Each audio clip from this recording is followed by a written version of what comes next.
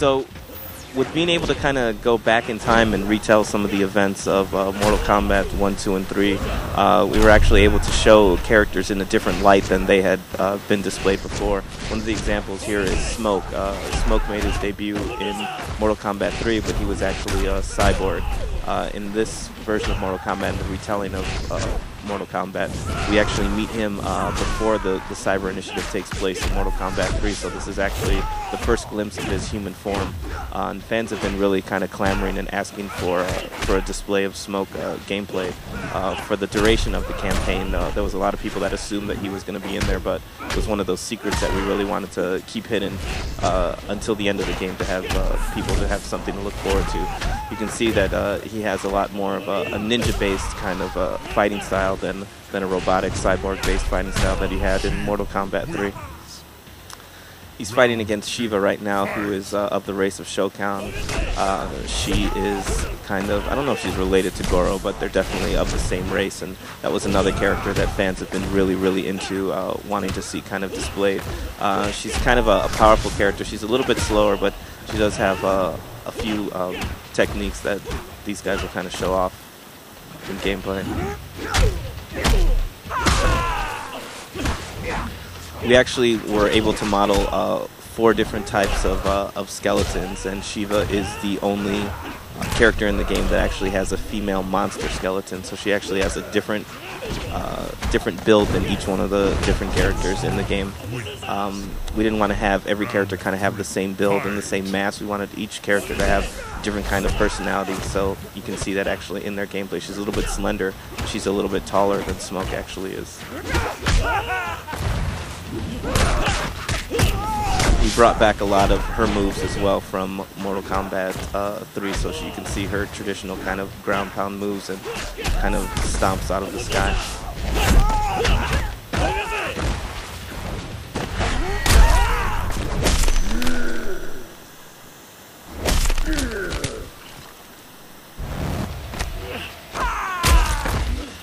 Working with Shiva was obviously a lot of fun. It's kind of interesting and takes the designers out of their box to design moves for a character that has 4 arms and has a lot of mass.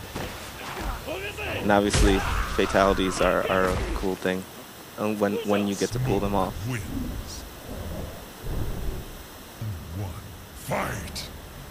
So Stryker is one of the kind of cult heroes. There's a definite cult of Stryker out in the Mortal Kombat community, and you know, we have our own speculation that it's because he's a character that's more based in reality. I mean, obviously he's not a magician, he's not a sorcerer, he's not a ninja. He's just a guy trying to do the right thing all the time.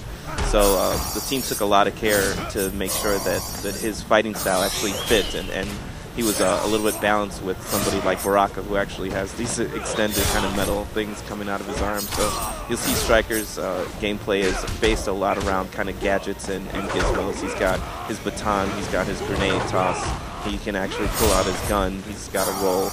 There's things like that are actually based in reality that make him kind of a really fun player to play with.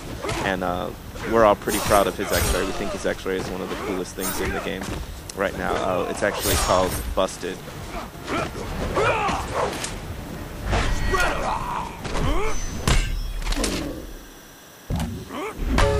We had to make sure that we used each one of his gadgets in this X-Ray. And, you know, first time we actually displayed that, we had a lot of people that were really cheering and happy that we had paid so much attention to Stryker. Baraka's a really cool character as well. He actually has one of the more painful and gruesome looking X-rays in the game. And the X-ray kind of creation process was something that people were really into. We wanted to make sure that the X-rays fit in the context of the fighting style of each one of the characters. Baraka is a nice rushdown character. He's very close range, very melee based, and we wanted to make sure that his X-ray kind of portrayed that.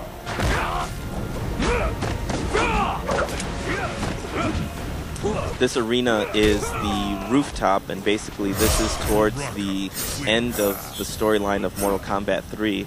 This is when there's the big war that's taking place. Shao Kahn is actually trying to invade Earthrealm and take over take over all the realms for the final time. So you can see there's a big dragon in the background. There's a helicopter trying to take it out. You can see the helicopter here on the right side actually didn't succeed in its mission trying to fight a dragon.